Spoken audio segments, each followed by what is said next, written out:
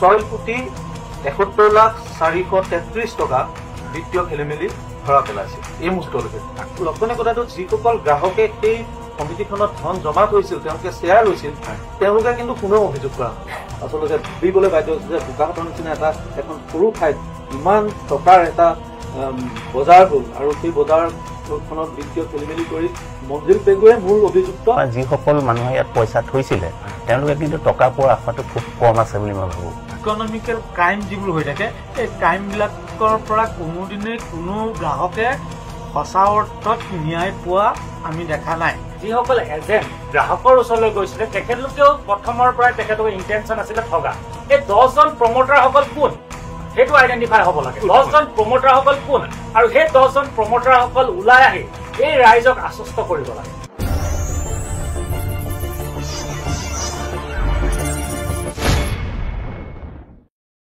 নমস্কাৰ, বোকাখাট সংবাদলৈ স্বাগতম জনাই আৰম্ভ কৰিছে অনুষ্ঠান কথা বতৰা।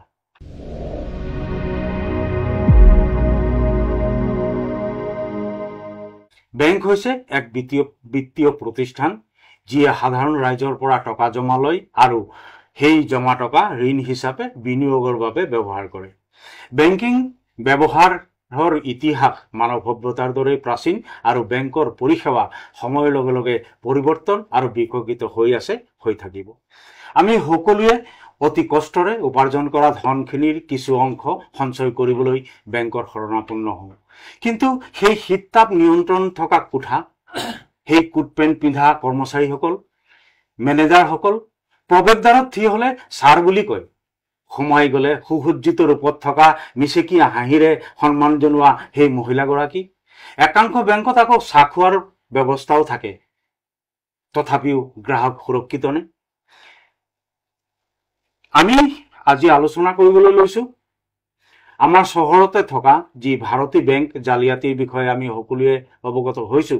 আৰু এক বিশেষভাৱে চৰ্চিত বিষয় হৈ আছে। আমি এই বিষয়টোৰ ওপৰত আলোচনা কৰিবলৈ আজিৰ কথা বতৰা অনুষ্ঠানটি আয়োজন কৰিছো। আজি এই কথা বতৰা অনুষ্ঠানত আমাৰ মাজত উপস্থিত আছে জ্যেষ্ঠ সাংবাদিক শ্ৰীযুত ভৱানন্দ কলিতাদেৱ। আপোনাক আমাৰ কথা বতৰা অনুষ্ঠানটিলৈ স্বাগতম জনাইছো। হয়, নমস্কাৰ। মই বোকাখাট সংবাদৰ পৰিচালক অপূৰ্বক ধন্যবাদ জনাইছোঁ আজি অনুষ্ঠানলৈ আমন্ত্ৰণ কৰাৰ কাৰণে। ধন্যবাদ কলিতাদা। আমাৰ মাজত উপস্থিত আছে জ্যেষ্ঠ সাংবাদিক শ্ৰীযুত বুবুল দত্তদেৱ, আপোনাকো আমাৰ কথা বতৰা স্বাগতম জনাইছোঁ। নমস্কাৰ। বোকাখাট সংবাদলৈ নিমন্ত্ৰণ কৰাৰ বাবে মই প্ৰথমতে ধন্যবাদ জনাইছোঁ। আৰু বোকাখাট সংবাদৰ স্বত্বাধিকাৰ ৰয় যুৱ সাংবাদিক তেখেতলৈ মই শুভেচ্ছা জনাইছোঁ। হয়, ধন্যবাদ বুবুলদা। আমাৰ মাজত উপস্থিত আছে আৰু এজন জ্যেষ্ঠ সাংবাদিক শ্ৰীযুত ৰাজীৱ বৰাদেৱ, আপোনাকো আমাৰ কথা বতৰা অনুষ্ঠানটিলৈ স্বাগতম জনাইছোঁ। হয়, বোকাখাট সংবাদৰ কথা বতৰা অনুষ্ঠানলৈ আমন্ত্ৰণ কৰাৰ বাবে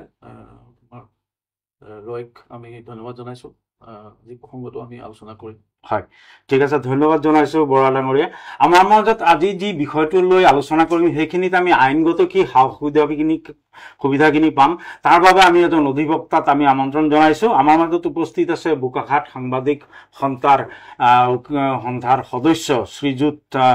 কিশোৰ চেত্ৰীদেৱ, আপোনাকো আমাৰ কথা বতৰা অনুষ্ঠানটিলৈ স্বাগতম জনাইছোঁ। নমস্কাৰ অশোকদা, ধন্যবাদ। যিহেতুকে আপুনি কাৰেণ্ট টপিকৰ ওপৰত যিটো ডিছকাশ্যন আজি আয়োজন কৰিছে খুবেই প্ৰয়োজন আছিলে। এই ডিছকাশ্যনক আমাক সকলোকে মাতাৰ বাবে মই আপোনাক বিশেষকৈ ধন্যবাদ জ্ঞাপন কৰিছোঁ। হয়, আমি আজি যি বিষয় আজি বাছি লৈছোঁ আপোনালোকে সকলোৱে অৱগত যে ভাৰতী বেংক এক কেলেংকাৰী, আমি সকলোৱে অৱগত, সেইখিনিলৈ আলোচনা কৰিম। আমি প্ৰথমতে যাম ৰাজীৱ বৰাৰ কাষলৈ। তেখেতে এই বাতৰিটো হোৱাৰ লগে লগে তেওঁ প্ৰথমে বাতৰিটো কৰিছিলে। যিহেতু তেওঁৰ এইটো কৰ্তব্য, আমি তেওঁৰ পৰাই আমি অনুষ্ঠানটি আৰম্ভ কৰিম। ৰাজীৱ ডাঙৰীয়া, ভাৰতীয় সঞ্চয় আৰু ঋণ প্ৰদান সমবায় প্ৰায় 150 কোটি টকাৰ জালিয়াতি, বেংক মেনেজাৰ পলাতক, বেংক চিল, মেনেজাৰ আটক। প্ৰথম বাতৰিটো আপুনিয়ে কৰিছিলে, সেই আপোনাৰ পৰা আজি আমি অনুষ্ঠানটি আৰম্ভ কৰিম। সমগ্ৰ বিষয়ৰ ওপৰত আপোনাৰ প্ৰথম প্ৰতিক্ৰিয়া। আচলতে ৰয়, কথাটো এনেকুৱা, আমি আজিৰ পৰা প্ৰায় 1.5 বছৰ পূৰ্বেই এই ভাৰতী সঞ্চয় ঋণদান সমবায় সমিতি, এই সমিতিখনলৈ আমি গৈছিলোঁ আৰু তেতিয়া আমি তেখেতসকলৰ কাগজ পত্ৰ আমি দেখাৰ আমাৰ সুবিধা হৈছিল। আৰু আমি তেতিয়া যিখিনি তেওঁলোকৰ পঞ্জীয়নভুক্ত যিখিনি কাগজ পত্ৰ আছিলে সেইখিনি আমি চাইছিলো অসম চৰকাৰৰ সমবায় বিভাগৰ অধীনত তেওঁলোকে এইটো পঞ্জীয়ন কৰিছিল আৰু পঞ্জীয়ন কৰা এখন সমবায় সমিতিখনত তেওঁলোকৰ মূল যিজন সঞ্চালক মঞ্জিল পেগু আৰু তেওঁৰ লগত দুগৰাকী ডাইৰেক্টৰ মানে সঞ্চালক পদত থকা আন দুগৰাকী ব্যক্তি আছিল দুৰ্ণকান্ত পাটগিৰি আৰু হিয়াৰাম কুতুব এই তিনিজন আছিল আৰু তেওঁলোকৰ পৰিসৰটো লাহে লাহে বাঢ়ি আহিছিল 2014 চনত তেওঁলোকে বোকাখাটত এই সমবায় সমিতিখন আৰম্ভ কৰিছিল তেতিয়া একেবাৰে কম সংখ্যক মানুহে এই সমবায় সমিতিত জড়িত আছিল পৰৱৰ্তী সময়ত তেওঁলোকৰ এজেণ্টৰ সংখ্যা বাঢ়ি আহিল আৰু প্ৰায় এতিয়া সহস্ৰাধিক এজেণ্ট তেওঁলোকৰ আছে গোটেই বোকাখাট মহকুমাটোতে তেওঁলোকে বিভিন্ন জনৰ পৰা তেওঁলোকৰ যিখিনি নীতি নিয়মৰ ভিতৰত তেওঁলোকে যিখিনি পইচা লৈছিল কোনোবাই দৈনিক হিচাপত দিছিল যিসকল ক্ষুদ্ৰ ব্যৱসায়ী বা যিকোনো দিন হাজিৰা কৰা লোক বা দৈনিক কাম কৰি খোৱা মানুহৰ পৰা তেওঁলোকে দৈনিক হাৰত তেওঁলোকে সংগ্ৰহ কৰিছিল এজেণ্টসমূহে ধন তাৰপিছত কিছুমানে সাপ্তাহিক দিছিল কিছুমানে পষেকীয়া দিছিল আৰু কিছুমানে মাহেকীয়াকে দিছিল আৰু তেওঁলোকে এটা তেওঁলোকৰ বিভিন্ন ধৰণৰ তেওঁলোকৰ জমাকৃত ধনৰ বিভিন্ন ধৰণৰ ষ্টেপ আছিল যিখিনি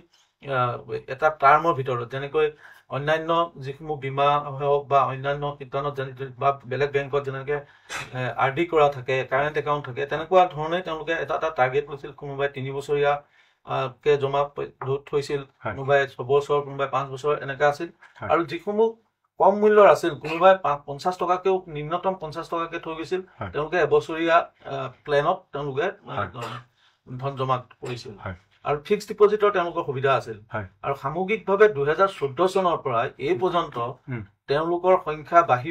প্ৰায় 50,000 গ্ৰাহক ইয়াৰ 50,000 ভিতৰত মই এটা কথা কৈ থওঁ কিন্তু 50,000 ভিতৰত এনেকুৱাও আছিল ধৰি লওক মই ভাৰতীয় এই সঞ্চয় সমিতিখনত পইচা থৈছো মই দৈনিক হাৰতো থৈছো সেইটো মোৰ এটা নম্বৰ হ'ল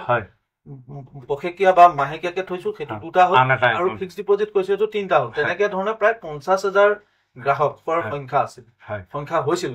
আৰু প্ৰায় 150 কোটি টকাৰ টাৰ্ণঅভাৰ এই 11 বছৰত তেওঁলোকে কৰিবলৈ সক্ষম হৈছিল আজিৰ পৰা প্ৰায় 6 মাহলৈকে তেওঁলোকে যিসমূহ গ্ৰাহক আছিল তেওঁলোকৰ গ্ৰাহকসকলক তেওঁলোকৰ প্ৰাপ্য মূল্য লগে লগে দিব পৰা নাছিল যদিও ধৰি লওক মেচিউৰিটি আজি হ'ল 15 দিনৰ ভিতৰত বা এমাহৰ ভিতৰত তেওঁলোকে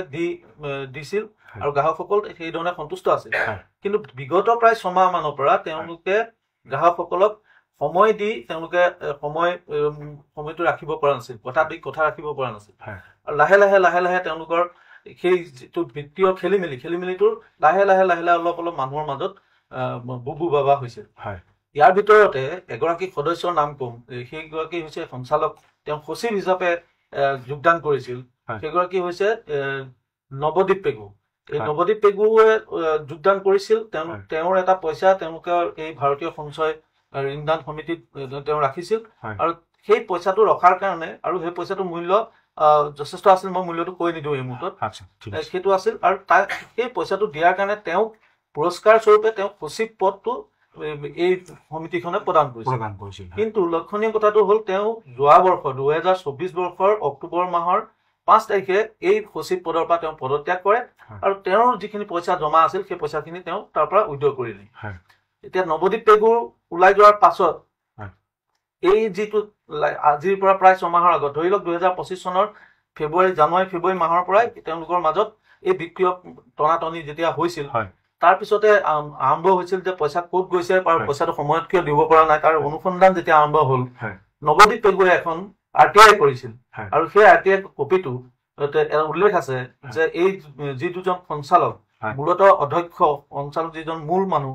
তেওঁ হৈছে মঞ্জিল পেগু তেওঁৰ লগত দুৰ্ণকান্ত পাটগিৰি আৰু হিয়াৰাম কুতুম এই তিনিজনৰ নামত তেওঁলোকে এই গোটেই অনুসন্ধানটো চলিছিল আৰু শেহতীয়াকৈ গম পাইছিল যে তেওঁলোকে বোকাখাটৰ এক্সিছ বেংকত এটা মুম্বাই ঠিকনাৰ এটা কোম্পানীৰ লগত প্ৰাইভেট কোম্পানীৰ লগত মঞ্জিল পেগুৰ এটা জইণ্ট একাউণ্ট এক্সিছ বেংকত আছে আৰু তাত এটা যথেষ্ট পৰিমাণৰ পইচা তাত জমা আছিল আৰু যিটো ইতিমধ্যে আমি শুনা কথা কাৰণ তথ্যটো এতিয়াও এক্সিছ বেংকে আমাক দিয়া নাই কিন্তু শুনা মতে তেওঁলোকে সেই পইচাটো শ্বেয়াৰ মাৰ্কেটত ব্যৱহাৰ কৰিছে যাৰ কাৰণে শ্বেয়াৰ মাৰ্কেটৰ পইচাটো তেওঁলোকে উলিয়াব পৰা নাই তাৰ কাৰণে তেওঁলোকে আচলতে বিত্তীয় নাটনিটোৰ সন্মুখীন হৈছে নহলে তেওঁলোকৰ হাতত যিমানখিনি ধন জমা আছিল সেইখিনিয়ে এই গ্ৰাহকসকলক যিসকলৰ মেচিউৰিটি হয় সেই মেচিউৰিটি পইচাখিনি দিব পাৰিলেহেঁতেন তেওঁ বিত্তীয় নাটনিটোৰ মূল কাৰণটো সেইটো আৰু ইয়াৰ ওপৰত যেতিয়া অনুসন্ধান হ'ল নৱদ্বীপ পেগুৱে RTI কৰিলে আৰু হিয়াৰাম কুটুম আৰু দুনো পাটগিৰিয়ে তেওঁলোকৰ সমবায় বিভাগক উপ সঞ্চালক আৰু সহকাৰী সঞ্চালকক তেওঁলোকে আবেদন কৰিলে যে ইয়াৰ এটা অনুসন্ধান হ'ব লাগে তেতিয়া সংঘাতটো হৈ গ'ল মঞ্জিল পেগুৱে অকলে কি কৰি আছিল তাৰ বিপৰীতে এই দুজন সঞ্চালকে কিন্তু আপত্তি দৰ্শালে নৱদ্বীপ পেগু ইতিমধ্যে সমিতিখনৰ পৰা আঁতৰি গ'ল এই দুজন ব্যক্তিয়ে যিহেতু বিভাগক জনালে বিভাগৰ দুজন হিচাপ পৰীক্ষকে আহি তেওঁলোকে ইয়াত অনুসন্ধান চলাবলৈ আহি 6,73,433 টকা বিত্তীয় খেলিমেলি ধৰা পেলাইছে এই মুহূৰ্তলৈকে হয়তো আৰু ইয়াৰ সংখ্যা হয়তো বৃদ্ধি পাব পাৰে ইতিমধ্যে যোৰহাটৰ উপ সঞ্চালক কাৰ্যালয়ে ইতিমধ্যে তেওঁলোকৰ সকলো নথি পত্ৰ ইতিমধ্যে লৈ গৈছে আৰু 3টা বেংক একাউণ্ট থকা বুলি আমি গম পাইছো গ্ৰামীণ বিকাশ বেংকত এটা একাউণ্ট থকা বুলি আমি জানিছো এক্সিছ বেংকটো আছে আৰু এটা HDFC বেংকত এটা একাউণ্ট আছে বুলি মঞ্জিল পেগুৰ নামত একাউণ্ট আছে বুলি জনা গৈছে যিহেতু দৈনিক এই যিসকল লোকৰ জমা ধন আছিল সেই জমা ধনখিনিক মঞ্জিল পেগুৱে নীতি বহিৰ্ভূতভাৱে তেওঁ 3টা বেংকত লগত লেনদেন কৰিছিল গতিকে এই গোটেই কথাখিনি পোহৰলৈ আহিব আৰক্ষী ইতিমধ্যে অনুসন্ধান কৰিছে এটা গোচৰ ৰুজু হৈছে কিন্তু গুৰুত্বপূৰ্ণ দিশটো হৈছে ৰয় আটাইতকৈ আমাৰ জ্যেষ্ঠ সাংবাদিক বুবুলদা আৰু মহানন্দ কলিতাদা আছে তেখেতসকলে ক'ব লক্ষণীয় কথাটো যিসকল গ্ৰাহকে সেই সমিতিখনত ধন জমা থৈছিল তেওঁলোকে শ্বেয়াৰ লৈছিল তেওঁলোকে কিন্তু কোনেও অভিযোগ কৰা নাই আইনীভাৱে যাবলৈ হলে এটা অনুসন্ধান চলাবলৈ হলে যিসকলৰ গ্ৰাহকে নিজে নিজৰ বিচাৰিব লাগিছিল কিন্তু লক্ষণীয়ভাৱে তেওঁলোকে বাহিৰত হুলস্থুল কৰি আছে কিন্তু তেওঁলোকে নিজে আইনৰ কাষ কিন্তু কোনো চপা নাই এটা ছাত্ৰ সংগঠনে মাত্ৰ ৰাইজৰ অসুবিধাখিনি দেখি এই অনুসন্ধান চলাবৰ বাবে আৰক্ষী কাষ চাপিছে আৰু সেই তাৰ বেচিছতে আৰক্ষীয়ে ইতিমধ্যে মঞ্জিল পেগুক আটক কৰিছে এজেণ্টসকলৰ ভিতৰত এটা কথা মই কৈ থওঁ আমাৰ দৰ্শকে যিহেতু জানিব এজেণ্টসকলৰ ভিতৰত দুটামান শ্ৰেণী ভাগ আছে কিছুমান এজেণ্ট আছে মুৰব্বী এজেণ্ট তেওঁলোকৰ তলত তেওঁলোকে এখন এটা বৃহৎ দল লৈছিল উপ গ্ৰাহক মানে উপ এজেণ্ট বিলাকে পইচাটো কালেকশ্যন কৰে আৰু মূল পইচাটো নি মূল এজেণ্টজনক দিয়ে তেনেকুৱা এজন এজেণ্ট হৈছে চিদানন্দ কুৰ্মী দীপলু চাবিকিচাত ঘৰ বিজু ঘিমিৰে বোকাখাটৰ 5 নং ৱাৰ্ডত ঘৰ মিলনপুৰ গাঁৱত গতিকে এওঁলোকৰ এনেকুৱা জাতীয় বহু মূল এজেণ্ট আছে আৰু তেওঁলোকৰ তলত ডাউনলাইন হিচাপে উপ এজেণ্ট কিন্তু 20জন 25জনলৈকে আছে সামগ্ৰিকভাৱে গোটেই মহকুমাটোত সহস্ৰাধিক হ'ব প্ৰায় আনুমানিক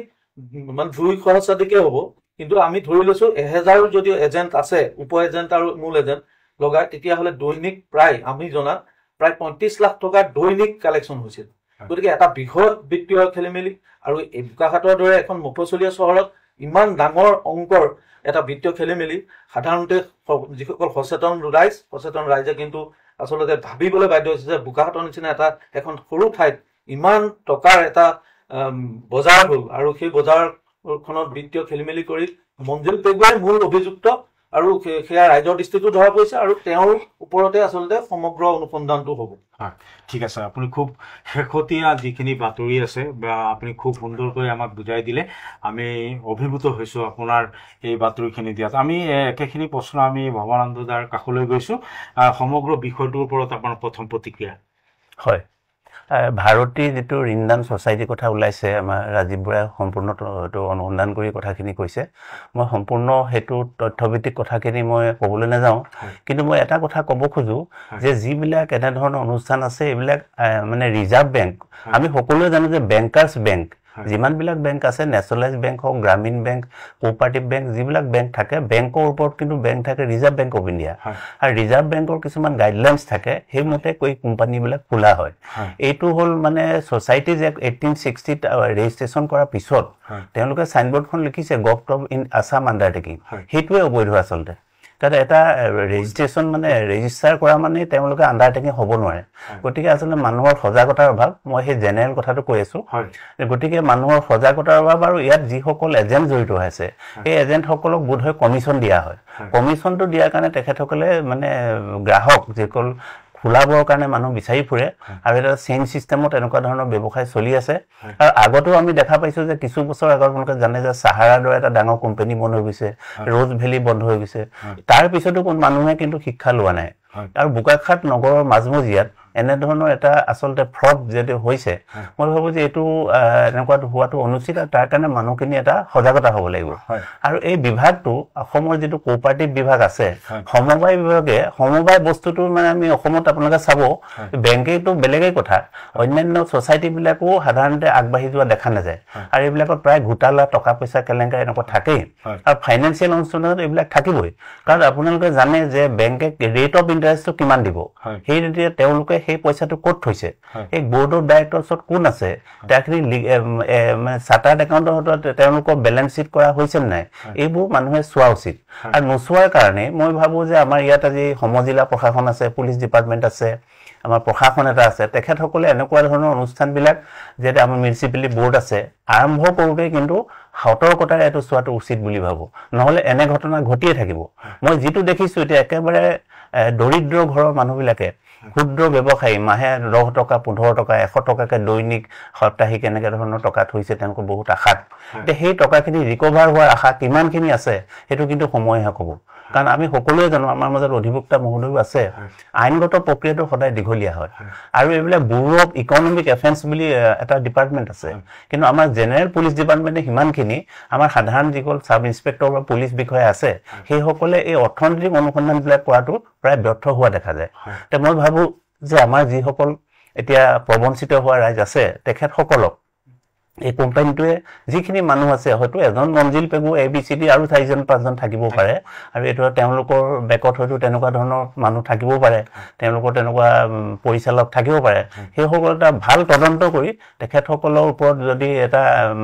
ব্যৱস্থা নলয় কিন্তু মই ভাবো যে আমাৰ যি সকল মানুহে ইয়াত পইচা থৈছিলে তেওঁলোকে কিন্তু টকা পোৱাৰ আশাটো খুব কম আছে বুলি মই ভাবো ঠিক আছে ধন্যবাদ জনাইছো দাদা আমি বুবুলদাৰ কাখলৈ গৈছো প্ৰথম প্ৰতিক্ৰিয়া সমগ্ৰ বিষয়টোৰ ওপৰত প্ৰতিক্ৰিয়া মানে আসল কথাটো যে কি গুটেই ব্যৱস্থাপনাটো কেনেকৈ কি হ'ল আমাৰ মুখাঘাটৰ জ্যেষ্ঠ সাংবাদিক ৰাজীৱ বৰাই ইতিমধ্যে কৈছে আৰু কিছু কিছু সুবিধাৰ কথা ভৱানন্দ কলিতা বন্ধু ভৱানন্দ কলিতাই জনাইছে তো আমি আচৰিত হৈ যাওঁ যে এই গ্ৰাহকসকল যিসকলে তাত টকা পইচা থৈছে এই গ্ৰাহকসকল আমাৰ চিনাকি কিন্তু আমাৰ দুৰ্ভাগ্য নেকি ক'ব নোৱাৰো 11টাকৈ বছৰ বোকাখাটত এটা বিত্তীয় প্ৰতিষ্ঠান চলি আছে আমি কিন্তু গম নাপাওঁ কিন্তু যেতিয়াই বোকাখাটৰ সাংবাদিক সকলে গোটেই কথাটো অকমান পোহৰলৈ আনিলে অনাৰ পাছত দেখা গ'ল যে যিসকল গ্ৰাহক সেই গ্ৰাহকবিলাকক আমি চিনি পাওঁ সৰহভাগকে আৰু প্ৰত্যেকে আমাক ফোনাফোনি কৰি পইচাটো কেনেকৈ উলিয়াব পাৰি এই কথাটোৱে সুধি আছে তেওঁলোক কিয় ইমান অসাৱধান সঞ্চয়ৰ ক্ষেত্ৰত মই বুজি নাপাওঁ বিজয় মালিয়াৰ দৰে ব্যক্তি ভাৰতবৰ্ষৰ পলাই গৈছে এই কথা তেওঁলোকে জানে যে বোকাখাটতে কেইবাটাও বিত্তীয় প্ৰতিষ্ঠান সৌদিনা ৰূপালী ফাইনেন্সলৈকে টকা পইচা খাই গুচি গৈছে শেষ হৈ গৈছে এইটো কথা জানে নিজৰ ঘৰৰ কাষত থকা ডাকঘৰটোত বা অনুমোদিত বিত্তীয় প্ৰতিষ্ঠানসমূহত টকা পইচা নথোৱাৰ বাবে এই ব্যৱস্থাটো হল বুলি মই ভাবিছো এতিয়া কথাটো হৈছে আমাৰ ৰাজীৱ বৰাৰ লগত উল্লেখ কৰি গৈছে যে 3 বছৰতে প্ৰায় 6 কোটিৰ অধিক টকা ইয়াত মানে বেমেজালি দেখা গৈছে গতিকে 11 বছৰত কিমান বেমেজালি হ'ব পাৰে আৰু সেইটো সঠিকভাৱে প্ৰায় 150 কোটি হ'ব বুলি ইতিমধ্যে সংবাদ মাধ্যমত প্ৰকাশ পাইছে এইটো কম ঘটালা নহয় এই ঘটালাটো নিৰামৰ ক্ষেত্ৰত পুলিচে ব্যৱস্থা লৈছে কিন্তু আমাৰ ইয়াতে এতিয়া ওলালে যে আচলতে এইটো পুলিচতকৈ কোনে ল'ব পৰা কিছু ব্যুৰো ইকনমিক অফেন্স ব্যুৰোৰ এই কেছটো ল'ব লাগিছিল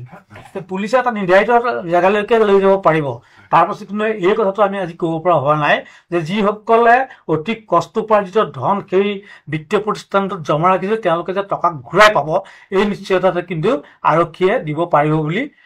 আমি নিশ্চিত নহয় কাৰণ অসমত বা ভাৰতবৰ্ষত এনে বহু বিত্তীয় কেলেংকাৰী হৈ গৈছে বিত্তীয় প্ৰতিষ্ঠানৰ কেলেংকাৰী হৈ গৈছে যিসকলে আজি স্বাধীন চিতিয়াভাৱে ঘূৰি আছে বহুত মন্ত্ৰী এমএলএ হৈ আছে তাৰ পাছত সৰ্বসাধাৰণ আমাৰ বোকাখাটৰ খাটি খোৱা মানুহখিনিৰ পইচাকেইটা উদ্ধাৰ কৰি কোনোবাই দিব পাৰিব বুলি মোৰ বিশ্বাস নহয় এই কাৰণে নহয় যে এটা নিৰ্ধাৰিত পদ্ধতিত যদি গোটেই কথাখিনি গ'লহেঁতেন তেতিয়া বেলেগ কথা আছিলে। আৰু আমি এতিয়া গম পালোঁ যে তাত এগৰাকী সঞ্চালকে কেইদিনমানৰ আগত যোগদান কৰি গোটেই ফোপোলা স্বৰূপটো গম পাই তেওঁ আকৌ নিজৰ জমাধনখিনি উঠাই পেলাই তেওঁ পদত্যাগ কৰি গুচি গ'ল। তেওঁ গম পাইছিল কথাটো। তাৰপিছত কোনোবাই RTI কৰিলে, RTI তথ্যৰ ভিত্তিত কথাখিনি বাহিৰলৈ আহিলে। অহাৰ পিছত এতিয়া কোন বিপদত পৰিছে? সৰ্বসাধাৰণ গ্ৰাহকখিনি। তাৰে সৰ্বসাধাৰণ গ্ৰাহকখিনি আটাইতকৈ আপোনালোকে লক্ষ্য কৰিলে দেখিব যে তামোল পাণৰ বেপাৰী, ক্ষুদ্ৰ ব্যৱসায়ী আৰু সৰহভাগেই চাহ বাগিচাৰ মানে শ্ৰমিক, এইসকলেই গ্ৰাহক। আৰু 2000ৰো অধিক এজেণ্ট আছে আৰু 50,000ৰো অধিক ইয়াৰ মানে গ্ৰাহক আছে, যিখিনি আজি প্ৰাপ্যৰ বঞ্চিত হৈছে। আৰু এনেকুৱা যিবোৰ মানে ইকনমিকেল ক্ৰাইম যিবোৰ হৈ থাকে, এই ক্ৰাইমবিলাকৰ পৰা কোনোদিনেই কোনো গ্ৰাহকে সঁচা অৰ্থত ন্যায় পোৱা আমি দেখা নাই। যে ন্যায় পাবলৈ হ'লে যি ব্যৱস্থাৰে যাব লাগে সেই ব্যৱস্থাৰে কৰিব লাগে। কিন্তু আটাইতকৈ আৰু এটা কথা লক্ষণীয়, কিন্তু কাৰণ অসম সমবায় আইনৰ ভিত্তিত এইটো পঞ্জীয়নভুক্ত হৈছে। 3 বছৰ বিত্তীয় কেলেংকাৰী চলি থকাৰ পাছতো তেখেতসকলে প্ৰতি বছৰে যিহেতু বিত্তীয় অডিট, যিটো অডিট হ'ব লাগে, অডিট কৰা নাই। কোনোবা RTI কৰিলে তেখেতসকলে 3 বছৰ হিচাপ আনিছে। তাত কিন্তু আমি সমবায় যি মানে পঞ্জীয়ক তেখেতসকলকো আমি 204 বাৰৰ পৰা বাহিৰত থ'ব নোৱাৰোঁ। তেখেতসকলে চোৱা দৰকাৰ আছিল। আৰু তেওঁলোকে এটা বিত্তীয় প্ৰতিষ্ঠানক যিখিনি গাইডলাইনৰ ভিত্তিত খুলিবৰ কাৰণে অনুমতি প্ৰদান কৰিব লাগে, সেই অনুমতিখিনি তেওঁলোকে কেনেধৰণে কি চাই প্ৰদান কৰিছিল সেই লৈ শংকিত। তাতোতকৈ আমি এটা কথা ক'ম যে বোকাখাটত যদি এনেকুৱা আৰু কোনোবা অসাংবিধানিক আৰু অবৈধ প্ৰতিষ্ঠান চলি আছে, তাৰ ক্ষেত্ৰত কিন্তু বোকাখাট পৌৰসভা সচেতন হোৱা দৰকাৰ। সেইকাৰণেই যে কিবা এটা অনুষ্ঠান বা এখন দোকান, এটা ব্যৱসায়িক প্ৰতিষ্ঠান, এটা বিত্তীয় প্ৰতিষ্ঠান খোলাৰ ক্ষেত্ৰত পৌৰসভাই বা পূৰ্বৰ নগৰ সমিতি আছিল, এইসকলে অনুমোদন জনাব লাগিব যে আপোনালোকে ঘৰটো খুলিছে, থাকক। সেই ক্ষেত্ৰত কিন্তু যিহেতু কোনোবা এঘৰ মানুহত আজি মোৰ বোকাখাট টাউনত এটা ঘৰ আছে আৰু মোৰ তাত ভাড়াতীয়া আছে, ভাড়াতীয়াখিনি ক'ৰ কি সকলো ডকুমেণ্ট যদি মই দিবই লাগে, তেতিয়াহ'লে এটা বিত্তীয় প্ৰতিষ্ঠান খুলিছে, তাৰ বৈধতা আৰু অবৈধতা বা তাৰ ভৱিষ্যত সম্পৰ্কে একো নজনাকৈ বোকাখাট নগৰ সমিতি বা পৌৰসভাই এনেকুৱা প্ৰতিষ্ঠানক বোকাখাট নগৰত ঠাই দিব নালাগে। কিন্তু এতিয়া আমাৰ আইনৰ অলপ দখল কৰা, বিশেষ দখল থকা কিশোৰ চেত্ৰী আছে। আমি তেখেতে এটা কথা তাৰ গ্ৰাহকসকলক আশ্বস্ত কৰক বুলি মই ভাবিছোঁ যে এই গ্ৰাহকসকলে প্ৰকৃতাৰ্থত তেওঁলোকৰ জমাকৃত ধনসমূহ ঘূৰাই পাব নে নাপায়। হয়, ঠিক আছে। আমি এতিয়া আপুনি খুব সুন্দৰ মতামত দিছে। আমি এতিয়া কিশোৰৰ কাষলৈ গৈছোঁ। গ্ৰাহকসকলে এতিয়া কি কৰিব লাগে আৰু বিষয়টোৰ ওপৰত তোমাৰ প্ৰথম প্ৰতিক্ৰিয়া। কিন্তু ইয়াত আমি এটা কৈ ল'ব লাগিব, আজি তুমি যিহেতু এজন পেশাগতভাৱে অধিবক্তা, তুমি আজি যিটো ৰাইজক তুমি গ্ৰাহকক তুমি সুবিধাটো দিবা, এইটো কিন্তু বিনামূলীয়াকৈ দিব লাগিব, কোনো ধৰণৰ পাৰিশ্ৰমিক তুমি আজি নোপোৱা। গতিকে সামগ্ৰিক বিষয়টোৰ ওপৰত তোমাৰ প্ৰথম প্ৰতিক্ৰিয়া আমি জানিব বিচাৰিম। হয়, নিশ্চয় অশোক দা, ধন্যবাদ। আৰু যিহেতুকে উপৰোক্ত বক্তা তিনিজনে জ্যেষ্ঠ সাংবাদিকসকলে ইমান ধুনীয়াকৈ কথাখিনি কৈ গ'ল, মই খুবেই ভাল পাইছোঁ আৰু তেখেতলোকৰ লগত মই সমৰ্থন জনাইছোঁ। আৰু লগতে মই কেইটামান কথা লগত মই যোগ কৰিব বিচাৰিছোঁ। যিহেতুকে আপোনালোকে উল্লেখ কৰি আছে ভাৰতী বেংক,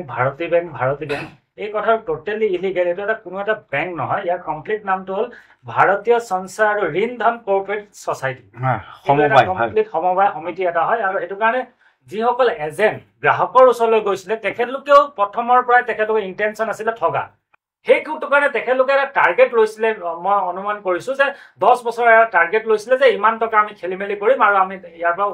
যাম। কাৰণ তেনেকুৱা ধৰণৰ ঘটনা ইণ্ডিয়াত হৈছে। বিজয় মাল্যা গৈছে, নীৰৱ মোদী গৈছে, কাকো আনিব পৰা নাই। গতিকে তেখেতলোকে হয়তো সেইটো লাইনতে বা গৈছিলে নেকি, তেনেকুৱা এটা সন্দেহ আমাৰ হৈছে।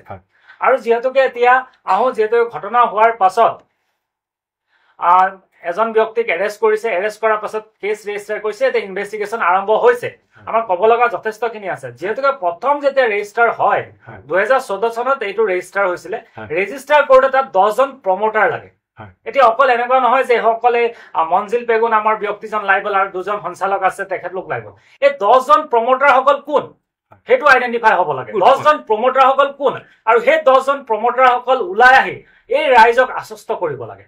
এই 10জন প্ৰমোটাৰ সকল ওলাই আহিব লাগে আৰু তেখেতলোকে ডকুমেণ্ট দিছে তাত আমাৰ ৰেজিষ্টাৰ কৰোঁতে আপোনাৰ প্ৰচিডিউৰ আপোনাৰ চালে গম পাব ৰেজিষ্টাৰ কৰোঁতে 10জন প্ৰমোটাৰে তেখেতলোকৰ ডকুমেণ্টছ দিব লাগে আৰু তেখেতৰ অপাৰেশ্যন এৰিয়াটো কোনটো হ'ব তেখেতলোকে অপাৰেশ্যন এৰিয়া চিলেক্ট কৰিব লাগিব আৰু সেই 10জন প্ৰমোটাৰৰ ওপৰত বেছ কৰি এইটো সমবায় সমিতিখন ৰেজিষ্টাৰ কৰা হৈছিলে আৰু সেই 10জন প্ৰমোটাৰ আজি ক'ত লুকাই আছে তেখেতলোক ওলাই আহক তেখেতলোক যদি সেই যিটো স্কেমত যদি জড়িত নাই তেখেতলোকক ৰাইজক ওলাই আশ্বস্ত কৰক গতিকে সেই 10জন ব্যক্তিকো মই ওলাই আহিবলৈ অনুৰোধ জনাইছো আৰু যিসকল ৰাইজ আছে তেখেতলোকক আশ্বস্ত কৰক আৰু লগতে যেটো উপৰোক্ত বক্তা ৰাজীৱ দাই কৈছে যে কথাটো এতিয়া অলৰেডি পুলিচে তদন্ত আৰম্ভ কৰিছে হয় তদন্ত আৰম্ভ কৰিছে আমি আদৰণি জনাইছো কিন্তু তদন্ত জানো উচিতভাৱে হৈছে আৰু মই মানি ললো প্ৰিজাম্পচন কৰিলো যে এই তদন্ত কেছটো প্ৰমাণ হল তাৰপিছত কি পাব সেই যিজন মঞ্জিল পেগু নামৰ ব্যক্তিজন আছে কেছ ৰেজিষ্টাৰ হৈছে তেখেতে যেনিবা ধৰি লওক আপোনাৰ যিটো সেকশনত আপোনাৰ ৰেজিষ্টাৰ কৰিছে আপোনালোকে দেখিব 316 সাব ক্লজ 2 আৰু 316 sub clause 5 BNS criminal breach of trust criminal breach of trust বুলি কেছটো ৰেজিষ্টাৰ কৰিছে য'ত নেকি পানিশমেণ্ট খুবেই কম তেখেতে যদি পানিশমেণ্ট যেনে 3 বছৰ পানিশমেণ্ট দেখালে তাৰপিছত ওলাই আহিটো তেখেতলোক ৰজা লিখা থাকিব আৰু এই পাব্লিকৰ পইচাটো ক'ত গ'ল তাৰ লগতে আৰু এটা সেকশন চিটিং সেকশনটো এড কৰিছে 318 সাব ক্লজ 5 কিন্তু চিটিং সেকশনটো এড কৰিছে ঠিক আছে এটো যদি প্ৰমাণ হ'ল তাৰ পাছতো জানো ৰাইজে পইচা পাব ৰাইজ কাৰ ওচৰত ক'ত যাব কিন্তু এই কেছটোত ইনভেষ্টিগেশ্যন যিটো কৰিবলগীয়া হৈছে যেনে ধৰণে ইনভেষ্টিগেশ্যন কৰিব লাগে আৰু যেনেকুৱা ধৰণৰ দক্ষ বিষয়ক ইনভেষ্টিগেশ্যন কৰিবলৈ দায়িত্ব দিব লাগে তেনেধৰণে দক্ষ ব্যক্তিক ইনভেষ্টিগেশ্যন কৰিবলৈ দায়িত্ব দিয়া নাই আৰু আজিলৈকে ডিষ্ট্ৰিক্ট প্ৰশাসনে কিমান ঘটনা হলে এছপি আহে ডেপুটি কমিশনাৰ আহে আজিলৈকে এছপি আহি পেলাই ইয়াত ৰাইজক আশ্বস্ত কৰিব পৰা নাই যে এইটো ইনভেষ্টিগেশ্যন আমি ভালকে কৰিম আৰু আপোনালোকৰ পইচা ওলাই দিয়াৰ আমি ব্যৱস্থা কৰিম সেইটো কিন্তু আশ্বস্ত কৰিব পৰা নাই এইটো এটা দুৰ্ভাগ্যৰ কথা আৰু লগতে উপৰোক্ত বক্তা ৰাজীৱ দাই কৈছে যে মঞ্জিল পেগুৰ নামত 3টা বেংক একাউণ্ট আছে কি সেইকেইটা বেংক একাউণ্ট আজিলৈকে সিজ কৰিছে নেকি সেইটো এটা ডাঙৰ প্ৰশ্ন আৰু যেহেতুকে ইনভেষ্টিগেশ্যন এই আমাৰ বোকাখাট পুলিচে এই ইনভেষ্টিগেশ্যনটো কৰিবই নালাগে স্পেশাল ব্ৰাঞ্চ আছে স্পেশাল ইকোনমিক অফেন্স ইনভেষ্টিগেশ্যন কৰা এটা ব্ৰাঞ্চ আছে গুৱাহাটীত আছে আৰু গুৱাহাটীত কেছটো ৰেজিষ্টাৰ হ'ব লাগে আৰু আচৰিত কথা অতি দুৰ্ভাগ্যৰ কথা মই আপোনাক কৈছো যে পুলিচে যেনে ধৰণে ধাৰা লগাব লাগে কালিও পুলিচে বেলেবল ধাৰা লগাই পেলাই কোৰ্টত প্ৰডিউচ কৰিছে তাৰপিছত মেজিষ্ট্ৰেটে এইটো ডাইৰেকশ্যন দিয়াৰ পিছত তেখেতলোকে ধাৰাটো এমেণ্ডমেণ্ট কৰিছে এইটো কিমান দুৰ্ভাগ্যজনক কথা আৰু পুলিচৰ কিমান গাফিলতি আছে আৰু পুলিচে দায়িত্বটো কেনেকে ভাবে কৰিছে আৰু এজন হট আৰু যেনেকে ধৰণে ইনভেষ্টিগেশ্যনত তেখেতলোকে কৰিব লাগে সেইটো কৰা নাই আৰু আমি ভাবিছো যে এই কেছটো চিবিআইক দিব লাগে যেটো কি এটা বহুত ডাঙৰ হিউজ এমাউণ্ট এটা আৰু এইটো চিবিআইক দি এইটো তদন্ত কৰিব লাগে আৰু যিসকল ৰাইজ আছে তেখেতলোকে এটা ডাইৰেক্ট কমপ্লেইন এজন ব্যক্তিয়ে এজন ৰাজহুৱা ৰাইজৰ কাম কৰি ভাল পোৱা ল'ৰা এটা এফআইআৰ দিছে ৰাইজৰ ভাল হওক বুলি কিন্তু সেইটো সাফিচিয়েন্ট নহয় ইয়েস যিজনৰ একাউণ্ট থকা এজন ব্যক্তিয়ে এটা এফআইআৰ দিব লাগিছে আৰু এটা অতি পৰিতাপৰ বিষয় আপোনালোকক জনাব বা এটা বেয়াও লাগে পুলিচৰ বিষয়ে ক'বলৈ কিন্তু কথাটো হ'ল কি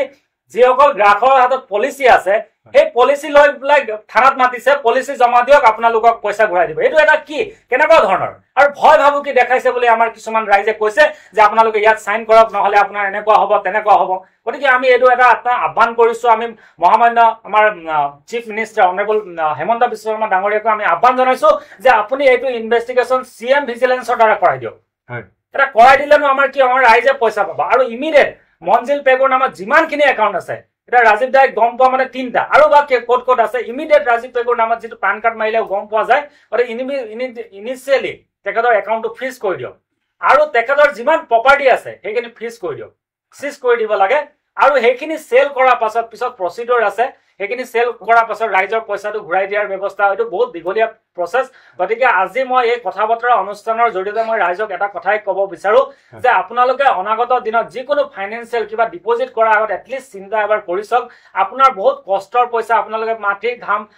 পানীত পেলাই আপোনালোকে এই ধনবিলাক ঘটিছে গতিকে এইকেইটা সঞ্চয় কৰাৰ আগত এবাৰ ভাবি লওক আৰু আপোনালোকৰ যিটো পইচা পোৱা প্ৰক্ৰিয়া এই পইচা পোৱা প্ৰক্ৰিয়া আপোনাৰ থানাই আপোনালোকক পইচা কেতিয়াও দিব নোৱাৰে আপোনালোকে নিজৰভাৱে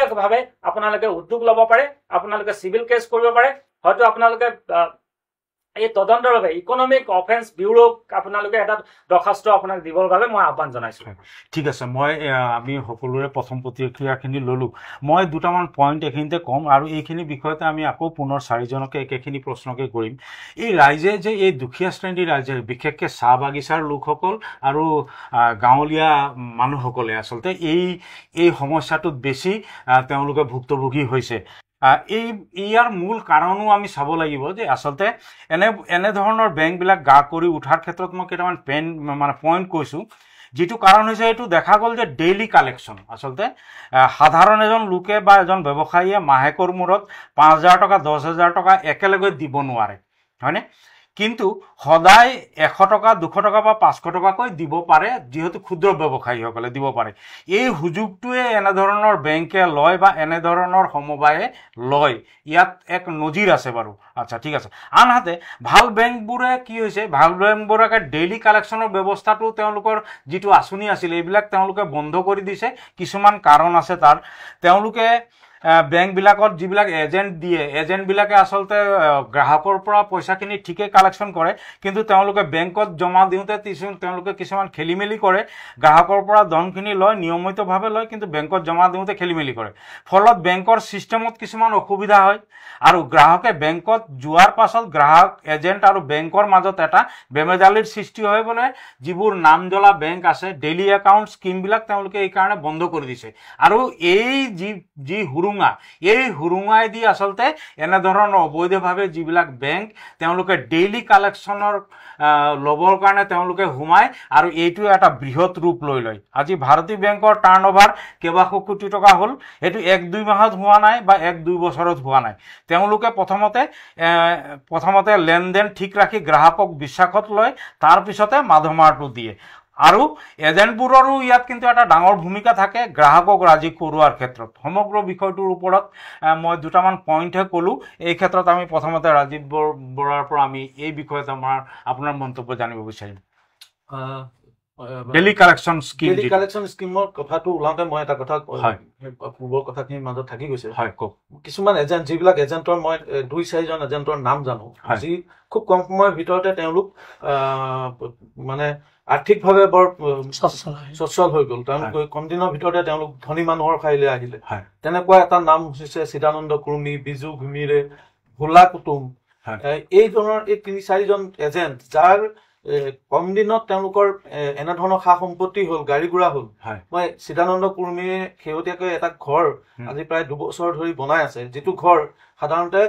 খুব উচ্চ পদত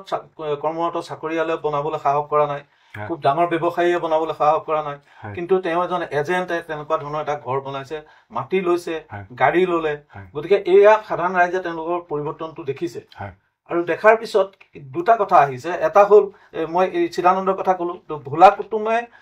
কম দিনৰ ভিতৰত বোকাখাটৰ 4 জেগাত মাটি কিনিছে। তেওঁৰ 2খন গাড়ী আছে, ট্ৰেক্টৰ কিনিছে। সৌ সিদিনাখনলৈকে অনাই বনাই ঘূৰি ফুৰা ল'ৰা এটাই হঠাৎ তেওঁলোক ডাঙৰ ধনী মানুহৰ ঠাইলৈ আহিল। বিজু ঘিমিৰে গীটাৰ বজোৱা এটা ল'ৰা আছিল, মিউজিকত কাম কৰি থকা এটা ল'ৰা আছিল। খুব কম দিনৰ ভিতৰতে 2-3খন গাড়ী কিনিলে, মাটি কিনিলে, ঘৰ বনালে। এইবিলাক পৰিৱৰ্তন। ইয়াৰ পৰিৱৰ্তনটোৰ কিন্তু ঋণাত্মক দিশটো কিন্তু মানুহৰ চকুত নহয়। সাধাৰণ মানুহে দেখিলে এওঁলোকে এই কামটো কৰি ধনী হৈছে, গতিকে আমি এওঁলোকৰ লগত লগ লাগো। কিছুমান মানুহে কিছুমান ধন, এজন খুব আজিৰ পৰা প্ৰায় 1-2 মাহৰ আগত ভাৰতীয় সেনাবাহিনীৰ পৰা অৱসৰ গ্ৰহণ কৰি অহা এজন লোকে বোকাখাট বালিজানৰ বাসিন্দা, তেওঁ সেনাবাহিনীৰ যিখিনি অৱসৰকালীন যিখিনি ধন লৈ আহিছিল তাৰ 10 লাখ টকা জমা থৈছিল। মাত্ৰ 1.5 মাহ হৈছিলহে। এতিয়া তেওঁৰ ভতিজাকজনে এজেণ্ট, খুৰাকক ক'লে, ভতিজাকে ক'লে যে আমাৰ এই ছ'চাইটিখনত পইচা থ'ব লাগে। খুৰাকেও নাভাবিলে, পইচাটো থৈ দিলে। এতিয়া সেই সেনাবাহিনীৰ নিজৰ জীৱনৰ অধিকাংশ সময় দেশৰ কাৰণে ত্যাগ কৰা ব্যক্তিজনৰ পইচাটো এতিয়া ঘূৰাই পাবনে নাপায় তাৰ কোনো গেৰাণ্টি নাই। এতিয়া এই ধৰণৰ কিছুমান বাগান অঞ্চলতে হওক, গাঁৱৰ অঞ্চলতে হওক, এই যিসকল এজেণ্ট আছিল, মূল এজেণ্ট যিসকল আছিল, চিফ এজেণ্ট যাক কয়, এই এজেণ্টবিলাকে আচলতে প্ৰলোভিত কৰিছিল। প্ৰথম প্ৰলোভনটো এজেণ্টৰ পৰা আৰম্ভ হৈছিল। আৰু যিহেতু ৰাষ্ট্ৰীয়কৃত বেংক বা অন্যান্য যিসমূহ চৰকাৰী বেংক আছে বা যিসমূহ বিত্তীয় প্ৰতিষ্ঠান আছে, সেইসমূহে যিহেতু এজেণ্ট নিয়োগ কৰি দোকানে দোকানে বা ঘৰে ঘৰে কালেকশ্যন কৰা নাই, গতিকে এই সুবিধাটো লৈ তেওঁলোকে হাজিৰা কৰা মানুহগৰাকীৰ পৰাও দৈনিক 50 টকা 100 টকাকৈ লৈছিল। মোৰ এজন বন্ধুৰ মাকে তেওঁ ঘৰ ভাড়া পায় মাহেকত মাহেকীয়া কালেকশ্যন দিছিল ৩,০০০ টকাকে তেওঁ ৯০,০০০ টকাতকৈ অধিক এই সমুদায় সমিতিখনত থাকি গ'ল গতিকে এনেধৰণৰ মানুহ গৈ গৈ ঘৰৰ পৰা যিহেতু পইচাটো আনে আৰু আমাৰ সাধাৰণ শ্ৰেণী মানুহৰ এটা স্বভাৱ আছে যে বিশেষকৈ শ্ৰমিক শ্ৰেণীৰ মানুহৰ দৈনিক বেংকলৈ অহা যোৱা কৰা তেওঁলোকৰ সেই সময়টো নিমিলে বা ইচ্ছা থাকিলেও তেওঁলোকে আহিব নোৱাৰে কিছুমানৰ এলাহ যাৰ কাৰণে এজেণ্টে যেতিয়া ঘৰৰ পৰা পইচাটো আনেগে ৰাতি ৯টা বজাতো এজেণ্টে ঘৰৰ পৰা পইচাটো যেতিয়া আনে আৰু তেওঁলোকৰ হাতত এটা মোবাইলত জাতীয় এটা ডিভাইচ আছিল ডিভাইচটো পইচাটো দিয়াৰ লগে লগে তেওঁলোকে ৰিচিপ্ট কাটি দি দিয়ে গতিকে ঘৰতে যিহেতু ৰিচিপ্টখন পায় আৰু যিখন ৰিচিপ্ট কিন্তু ৩ মাহ থৈ দিলে সেই ৰিচিপ্ট নাথাকা হয় গতিকে সেই সাধাৰণ শ্ৰেণীৰ লোকক ঠগাৰ এটা বৃহৎ পৰিকল্পনাৰে তেওঁলোকে যোৱা ১৪ বছৰ টাৰ্গেট কৰিছে ১১ বছৰ টাৰ্গেট কৰিছে আৰু টাৰ্গেট কৰি এই শেহতীয়া ৬ মাহত তেওঁলোকে এই বিত্তীয় খেলিমেলিটো কৰি এতিয়া গ্ৰাহকক প্ৰতাৰণা কৰা আৰম্ভ কৰি দিছে আৰু ইয়াৰ ইতিমধ্যে অধিবক্তাই কৈছে যে চিষ্টেমত যদি নাযায় এই পইচা কিন্তু ঘূৰাই পোৱাৰ মানে আশা খুবেই ক্ষীণ আৰু তেনেকুৱা বহু উদাহৰণ আমি দেখিছো ৰোজবেলি দেখিলো দিহিং পাটকাই দেখিলো দেখিলো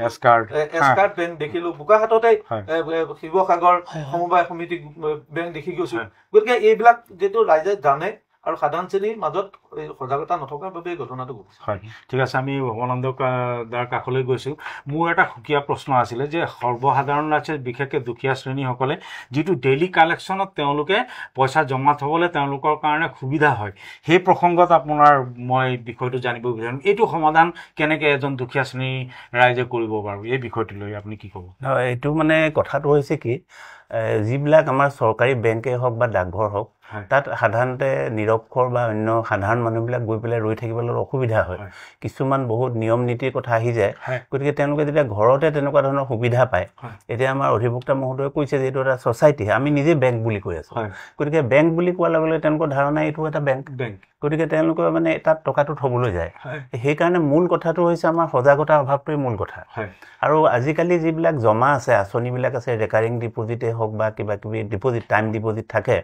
সেই ডিপজিটবিলাকৰ ক্ষেত্ৰত ডেইলি একাউণ্টছবিলাক সাধাৰণতে বেংকবিলাকত ডাকঘৰবিলাকত বৰ্তমান দেখা নাযায় মই সেইটোৱে প্ৰশ্ন আৰু এই নেশ্যনেলাইজ বেংকবিলাকৰ তেনেকুৱা এজেঞ্চি নাথাকে এজেণ্ট নাথাকে এতিয়া ধৰক জীৱন বীমা নিগম বা জেনেৰেল ইঞ্চুৰেঞ্চবিলাকৰ এজেণ্ট থাকে ডাকঘৰো এজেণ্ট থাকে গভৰ্ণমেণ্ট ৰিকগনাইজ এজেণ্ট থাকে কিন্তু বেংকবিলাকৰ ডাইৰেক্ট এজেণ্ট নাথাকে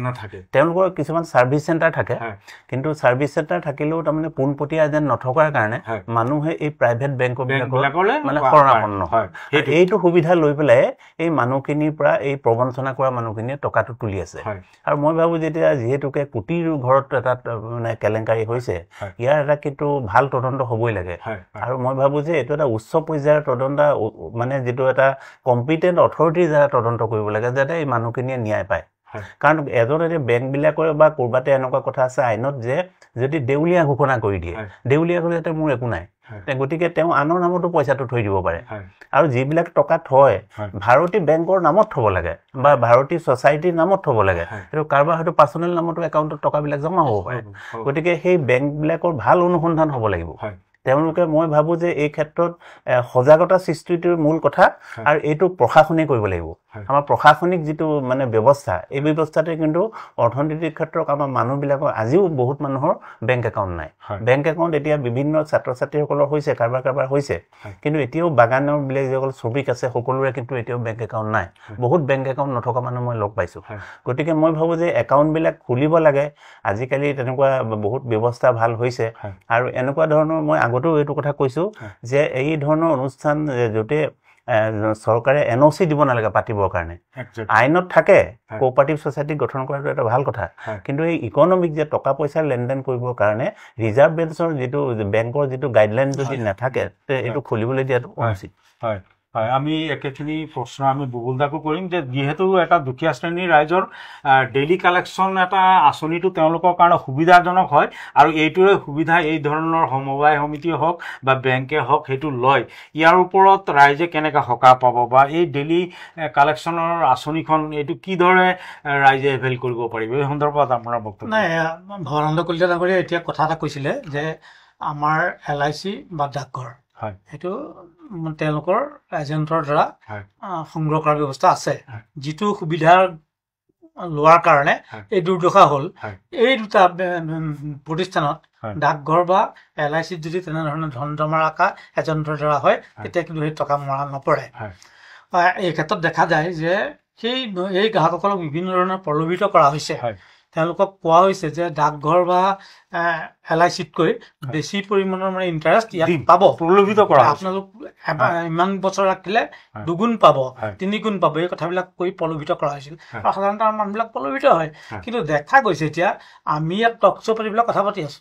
কিন্তু যিসকল মানুহৰ পইচা গ'ল তেওঁলোকে কালি বোকাখাট থানাৰ ভিতৰত সোমাই মানে 1000 মানুহ সোমাই পেলাই কিবা কিবি কৰিলে, কিন্তু তাৰ কোনো এজনে এখন FIR দাখিল নকৰিলে। তাত কোনোবা এজনে পাব্লিক ইণ্টাৰেষ্টত কোনোবা এজনে এখন কি কয় এজাহাৰ দিয়াৰ পাছতহে পুলিচে একশ্যন আৰম্ভ কৰিছে। কিন্তু সেই যে যিসকল গ্ৰাহক তেওঁলোকৰতো আমি অনুভৱ কৰিছোঁ যে তেওঁলোকে মনে মনে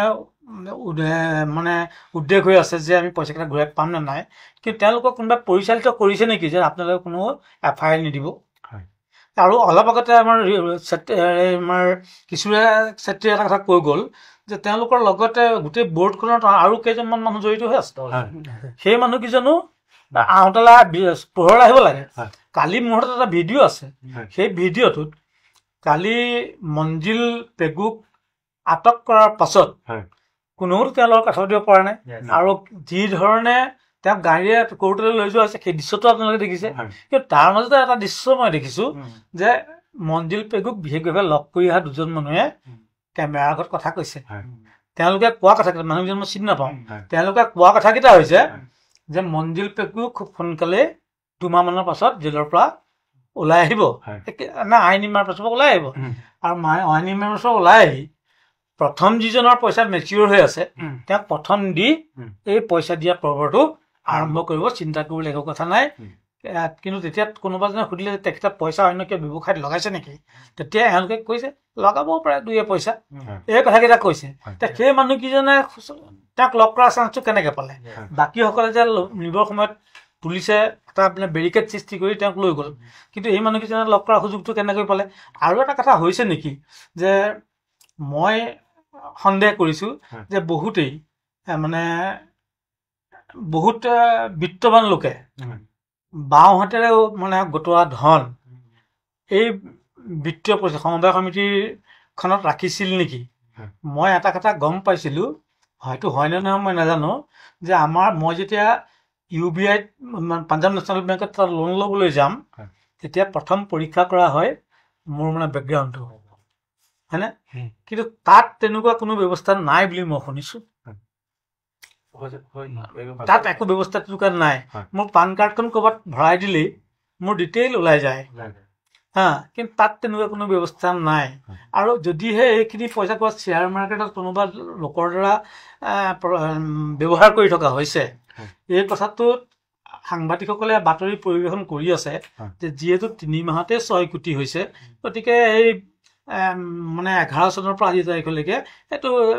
150 কোটিৰ কম কেতিয়াও নহ'ব, এইটো সৰু পইচা নহয়। আৰু মই মনে মনে এতিয়া মানে ভাবিছোঁ যে এজেণ্টসকলৰ জীৱন আৰু জীৱিকাৰ সাংঘাতিক পৰিৱৰ্তন কেনেকৈ ঘটিছে। কাৰণ আমি বেংকৰ চাকৰিয়ালসকলকো দেখিছোঁ তাতে গোটেই জীৱনটো কাম কৰি অহাৰ পাছত তেওঁলোকে পেঞ্চনৰ পইচাকেইটা ঘৰ দুৱাৰ বা কিবা কিবি কৰে, জীয়েকৰ বিয়া পাতে, কিবা কিবি কৰে। কিন্তু এওঁলোকে দেখিছোঁ যে ইয়াৰ এজেণ্ট হৈয়ে ইমান সুন্দৰ সুন্দৰ গাড়ী লৈছে, ঘৰ বনাইছে, যিটো ৰাজীৱ বৰুৱাই অলপ আগতে কৈ গৈছে। এই কথাবিলাকে নিশ্চিতভাৱে মানুহক সন্দেহৰ আৱৰ্তলৈ আনিছে। কিন্তু মই তাতোতকৈ আচৰিত পাই যাম, আজি বিপদত পৰি যিসকল গ্ৰাহকে আপোনাক সুধিছে তেখেতসকলে কিন্তু সেই বেংকটোৰ বিষয়ে আমাক এদিনো কোৱা নাই। আৰু আমাৰ দুৰ্ভাগ্যই সম্ভৱতঃ আমি আজিলৈকে সেই বিত্তীয় প্ৰতিষ্ঠানটো আমাৰ চকুত নপৰিল। এই কাহিনীটো অহাৰ পাছতে আমি চকুত আহিছে। গতিকে মই ক'ম যে গোটেই ব্যৱস্থাপনাটোত মাননীয় মুখ্যমন্ত্ৰী হস্তক্ষেপ কৰিব লাগে। মুখ্যমন্ত্ৰীৰ ব্যক্তিগতভাৱে মুখ্যমন্ত্ৰীৰ নিজা বিভাগৰ দ্বাৰা এইটো এনকুৱাৰী হ'ব লাগে। কাজিৰঙাৰ আমি এইকেইদিনৰ ঘটনা প্ৰবাহ চালে এটা কথা দেখিম যে কাজিৰঙাত গঁড় চিকাৰী 2জন কিছুদিনৰ আগতে হত্যা কৰা হৈছে, এনকাউণ্টাৰত ঢুকাইছে। তেতিয়া দেখা গ'ল DGPৰ পৰা SP সকলো পুলিচ অফিচাৰ আহি ইয়াত গোট খালে। কিন্তু 150 কোটি টকা এটা মানে অপৰাধ হৈছে ইয়াত, কিন্তু আজিলৈকে তেনেকুৱা কোনো গোলাঘাটৰ আমাৰ SP বা DGP এনেকুৱা কিবা ক'ৰবাত নিৰ্দেশনা দিছে, আমাৰ বোকাখাটৰ বিধায়কগৰাকী বা মন্ত্ৰীগৰাকী, আমাৰ বোকাখাটৰ সচেতন ব্যক্তিসকল, মুখ্যমন্ত্ৰী কোনো প্ৰতিক্ৰিয়া আমি দেখিবলৈ পোৱা নাই। গতিকে আমি ভাবিছোঁ এইটো সহজভাৱে তেওঁলোক ওলাই যাব, আৰু ওলাই অহাৰ পাছত যদি বেংকটো কোৱাৰ লগে লগে আপোনাৰ দেউলীয়া ঘোষণা কৰি দিয়া হয়, তেতিয়া গ্ৰাহকে পইচা নাপায়, এইটো অনিশ্চিত হৈ আছে। গতিকে এইখিনিয়ে কৈছোঁ, মই এটা কথা কৈছোঁ, যিকোনো প্ৰকাৰে গ্ৰাহকক প্ৰাপ্যখিনি ঘূৰাই দিব লাগে। আৰু ইয়াৰ পৰা আমাৰ গ্ৰাহকসকলে এটা শিক্ষা লোৱা উচিত যে ৰাষ্ট্ৰীয় কৃত বেংক বা তেনেকুৱা প্ৰতিষ্ঠানৰ অবিহনে এনেধৰণৰ বিত্তীয় প্ৰতিষ্ঠানত কোনো কাৰণে নিজৰ সচেতন ধন ৰাখিব নালাগে। ঠিক আছে, আমি একেবাৰে শেষলৈ আহিছোঁ অনুষ্ঠানটো। কি কৰোঁ, গ্ৰাহকে ধনখিনি ঘূৰাই পোৱাৰ কিমান চান্স আছে আৰু কি কৰিব লাগে আপুনি অলপ ভালকৈ গ্ৰাহকক বুজাই দিয়ক। হয় নিশ্চয়, যিহেতুকে তেখেতলোকে যিটো ভাৰতী নামৰ যিটো কোঅপাৰেটিভ ছ'চাইটি আৰু তেখেতলোকৰ এজেণ্টে কৰি থাকে বেংক তো প্ৰথমতে তেখেতলোকৰ ইণ্টেনশ্যনটো ঠগা। গতিকে সেইটো সেই অকল মঞ্জিল বেগৰ বিৰুদ্ধে নহয়, সমগ্ৰ এজেণ্টবিলাকৰ বিৰুদ্ধেও কেছ এটা ৰুজু কৰিবৰ বাবে আপোনাৰ চেনেলৰ জৰিয়তে মই আজি আহ্বান জনাইছোঁ। অকল এজন একিউজক, এজন মঞ্জিল বেগক এৰেষ্ট কৰিলে নহ'ব। আৰু কেছটো ৰেজিষ্টাৰ হৈছে, কেছটো আপোনালোকে দেখিছে যিবিলাক 3টা ধাৰা ৰেজিষ্টাৰ হৈছে, সেই 3টা ধাৰাত যদি প্ৰমাণো হয়, ষ্ট্ৰং নহয়, প্ৰমাণ হোৱাৰ পাছত তেখেতৰ জেল হ'ব, কিন্তু সেই মানুহকেইজনৰ 150 কোটি টকা প্ৰায় এইকেইটা পইচা জানো কেনেকে ঘূৰাই দিব? আৰু ইমিডিয়েট ইনভেষ্টিগেশ্যন যিটো আছে মঞ্জিল পেগুৰ লগতে বাকী যিমানখিনি প্ৰমোটাৰ 10জন আৰু বাকী প্ৰায় 150তকৈ ওপৰত যিমানখিনি এজেণ্ট আছে, এই সমগ্ৰ একাউণ্টখিনি ফ্ৰিজ কৰাৰ ব্যৱস্থা কৰক চৰকাৰে। প্ৰপাৰ্টি চিজ হ'লে এটা কথা কিন্তু গ্ৰাহকসকলৰ এটা সুবিধা থাকিব, সেই প্ৰপাৰ্টি চিজ কৰাৰ পাছত সেইকেইটা পইচা পিছত চৰকাৰে ঘূৰাই দিয়াৰ এটা ব্যৱস্থা আছে, নথকা নহয়। আপোনালোকৰ পইচা ঘূৰাই পোৱাৰ ব্যৱস্থা আছে, কিন্তু ইনভেষ্টিগেশ্যন অফিচাৰৰ এটা বহুত দায়িত্ব আছে যে সেইকেইটা এজেণ্টৰ লগতে সমগ্ৰ যিমানখিনি গোটেই ৰেকেটৰ যিমানখিনি মানুহ আছে তেখেতলোকৰ একাউণ্টটো চিজ কৰক। ইমিডিয়েটলি ইনিচিয়েলি চিজ কৰা তেখেতলোকৰ অধিকাৰ থাকে। আৰু পুলিচ অফিচাৰজনে যদি বেংকত কৈ দিয়ে, বেংকে কোনো ট্ৰেনজেকশ্যন আৰু নকৰে। আৰু যদি সেইখিনি গোটেই ৰেকেটটো যদি চিজ কৰে, গ্ৰাহকে পইচা নিশ্চয় পাব, কাৰণ সেইটো একাউণ্টতে পইচাখিনি সোমাই আছে। গতিকে মই ইয়াৰ জৰিয়তে আহ্বান কৰিম যে ইনভেষ্টিগেশ্যনটো CBIৰ দ্বাৰা হ'ব লাগে বা CM ভিজিলেন্সৰ দ্বাৰা হ'ব লাগে। আৰু এই বোকাখাট থানাৰ দ্বাৰা ইনভেষ্টিগেশ্যন যিটো কৰিব, সেইটো ইনভেষ্টিগেশ্যনত কোনো ধৰণে পইচাৰ পোৱাৰ কিন্তু ব্যৱস্থা নাই। নহ'লে গ্ৰাহকে নিজাববীয়াকৈ কোৰ্টত কেছটো কৰিব পাৰে, সেইটো মই আপোনালোকক আহ্বান জনাইছোঁ। নহ'লে সমগ্ৰ গ্ৰাহক মিলি এটা PILও আপোনালোকে ফাইল কৰিব পাৰিব। মই এই আপোনাৰ চেনেলৰ জৰিয়তে গ্ৰাহকসকলে এইটোৱে আহ্বান জনাব। হয়, আমাৰ অনুষ্ঠানৰ পৰাও আমি মঞ্জিল পেগু ডাঙৰীয়াক আমি কৰজোৰে আপোনাক অনুৰোধ জনাইছোঁ যে দুখীয়া শ্ৰেণীৰ ৰাইজক আপুনি টকাখিনি ঘূৰাই দিয়ক। আমাৰ এই অনুষ্ঠানৰ জৰিয়তে আপোনাক অনুৰোধ জনাইছোঁ, আমি যেতিয়া আশ্বস্ত হ'ম আপুনি টকাখিনি ঘূৰাই দিছে, আমি আপোনাক এই অনুষ্ঠানতে আপোনাক আমি মাতি আমি সন্মান জনাবলৈ চেষ্টা কৰিম। আমি ৰাজীৱ বৰাৰ কাষলৈ গৈছোঁ, সমগ্ৰ বিষয়টোৰ ওপৰত অন্তিম বক্তব্য, গ্ৰাহকলৈ কি দিহা পৰামৰ্শ দিব, লগতে ল'বলগীয়া সাৱধানতা। প্ৰথম কথাটো হৈছে যাৰ যাৰ একাউণ্টত ধন সোমাই আছিল, কোনোবাই ফিক্সড ডিপজিট কৰিছিল 10 লাখ টকা, কোনোবাই মাহেকীয়াকৈ থৈছিল, কোনোবাই বছৰেকীয়াকৈ থৈছিল, যিখিনি পইচা থৈছিল, যাৰ যাৰ পইচা আছিল তেওঁলোকৰ এটা পইচা থোৱাৰ একাউণ্ট নম্বৰ আছে। আৰু এই একাউণ্ট নম্বৰটো উল্লেখ কৰি কিমান ধন আছিল সেই সঠিক তথ্যটো দি দুটা কাৰ্যালয়ত আপোনালোকে আবেদন কৰিব পাৰে, যিহেতু এই আবেদনখন পৰৱৰ্তী সময়ত হয়তো কামত আহিব। প্ৰথম কাৰ্যালয়টো হৈছে সহকাৰী পঞ্জীয়ক, assistant registrar, cooperative society department, Golaghat, আৰু deputy superintendent, deputy registrar, cooperative society, Jorhat আৰু যোৰহাটত উপপঞ্জীয়ক থাকে, গোলাঘাটত সহকাৰী পঞ্জীয়ক থাকে। এই দুটা কাৰ্যালয় বিচাৰি তাতে এপ্লিকেশ্যন এখন আপোনালোকৰ ফালৰ পৰা নিজাকৈ যদি দিয়ে, তেতিয়া ৰেকৰ্ডছত সেই বস্তুখিনি থাকিব। আৰু ইতিমধ্যে সহকাৰী পঞ্জীয়ক আৰু উপপঞ্জীয়কে এই সমগ্ৰ ঘটনাটোৰ এটা বিভাগীয় তদন্ত আৰম্ভ কৰিছে। আৰু সেই কথাটো যিহেতু ওলাইছে, গতিকে 2জন অডিটৰ আহি গোটেই খেলি মেলিটো ধৰা পেলালে। গতিকে এই যিখন নটিচ তাত আনি দিয়া আছে, তাতে তেওঁ সেই যিকেইজন অডিটৰ তেওঁলোকৰ নাম দিয়া আছে। গতিকে তেওঁলোকক এবাৰ সাক্ষাৎ কৰক আৰু তেওঁলোকৰ পৰা গাইডলাইন লৈ বিভাগীয়ভাৱে আপোনালোক আগবঢ়াওক। আৰু আপোনালোকে আইনগত ছাপোৰ্ট কিন্তু ল'বই লাগিব, অন্যথা কোনো গত্যন্তৰ নাই আপোনাৰ সাঁচতীয়া ধন ঘূৰাই পোৱাৰ। কাৰণ এনেধৰণৰ ধন খাই তেনেধৰণে 2 মাহ 3 মাহ 4 মাহ জেলত থাকি আকৌ মুকলি আকাশত তললৈ আহিব। তেওঁলোকে এই হয়তো বোকাখাটত এৰি পেলাই তেওঁলোকে হয়তো গুৱাহাটীত থাকিবগৈ, কোনোবাই মুম্বাইত থাকিবগৈ। গতিকে আৰু এটা কথা এইখিনিতে সংযোগ কৰিছোঁ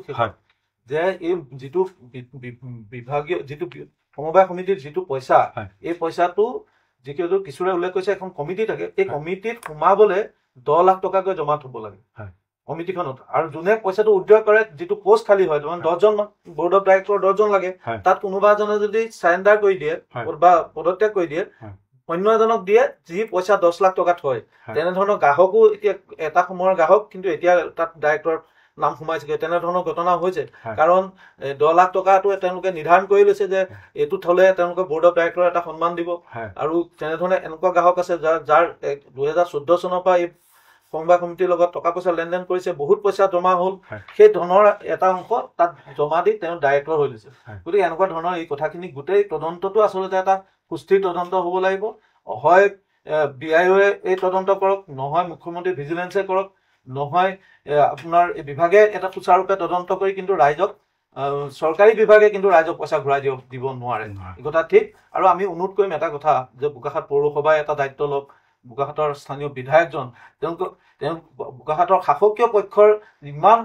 নেতা পালি নেতা দলীয় কৰ্মী আছে তেওঁলোকৰ চকুৰ আগতে এনে ইমান ডাঙৰ এটা স্কেম হ'ল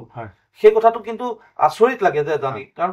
তেওঁলোকে পৃথিৱীৰ সকলো খবৰ জানে ব্লকত কিমান টকা ঠিকা ওলাইছে জানে মিউনিচিপালিটিত কিমান টকা ঠিকা ওলাইছে গম পায় এটা বেংকত এনে সমবায় সমিতি এখনে ইমান টকা গোটাই আছে সেই কথাটো গম নোপোৱা কথাটো কিন্তু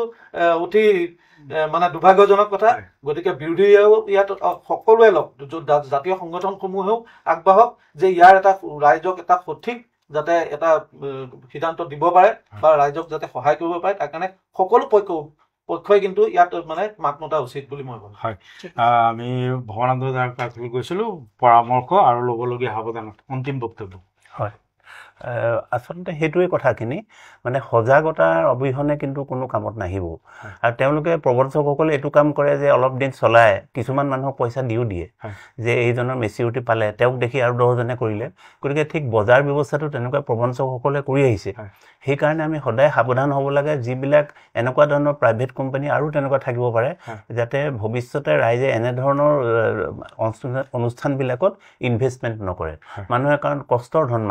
মানুহে সঞ্চয় কৰে জীৱনৰ ভৱিষ্যতৰ কাৰণে কিন্তু যদি ইয়াত তেনেকুৱা ধৰণৰ আত্মঘাতৰ ঘটনা হৈ থাকে এইটো বৰ দুৰ্ভাগ্যজনক তো আমি ভাবোঁ ইয়াৰ কাৰণে সজাগতা সৃষ্টি কৰাটো মূল কথা